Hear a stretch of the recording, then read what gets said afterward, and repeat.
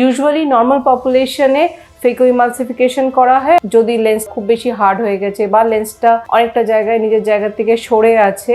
অন্য টাইপের সার্জারি করি যেটাকে বলা হয় মাইক্রো সার্জারি।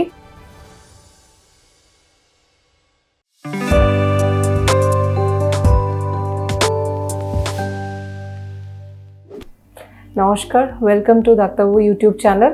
আমার নাম doctor Sangeeta Roy. I am a consultant ophthalmologist at Global Eye Hospital, Salt lake.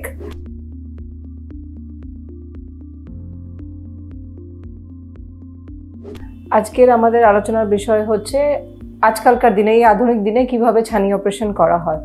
So আজকাল ইউজুয়ালি ছানি অপারেশন করার জন্য আমরা ফেকো ইমালসিফিকেশন করি, আর তার সঙ্গে আমরা PCIOL করি।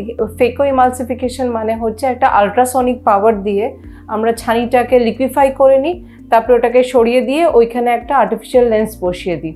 So this is a common technique used nowadays. আর একটা মোর অ্যাডভান্স টেকনোলজি আছে যেখানে we use laser to perform few steps of the surgery. কিছু কিছু স্টেপস লেজার দিয়ে করা হয়, তারপরে ফেকো ইমালসিফিকেশন করে ছানিটাকে সরিয়ে লেন্স বসিয়ে দেওয়া হয়। This is a standard procedure নাওয়াডেজ। এবার কোনো ক্ষেত্রে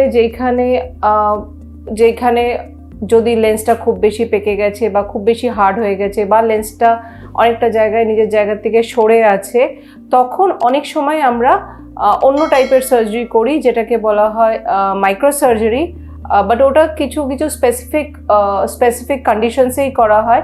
ইউজুয়ালি নর্মাল পপুলেশনে ফেকো ইমালসিফিকেশন করা হয় আর তার সঙ্গে লেন্স বসিয়ে দেওয়া হয়। আজকের মতন আলোচনা এইটুকুই। এই টপিক সম্বন্ধে যদি আর কিছু জানতে হয় তাহলে ডাক্তারবাবু ইউটিউব চ্যানেলে সাবস্ক্রাইব করুন। আর আমার সঙ্গে যদি সরাসরি দেখা করতে হয় বা কথা বলতে হয় তাহলে স্ক্রিনে দেখানো নিচের নাম্বারটাতে কল করুন। Thank you so much.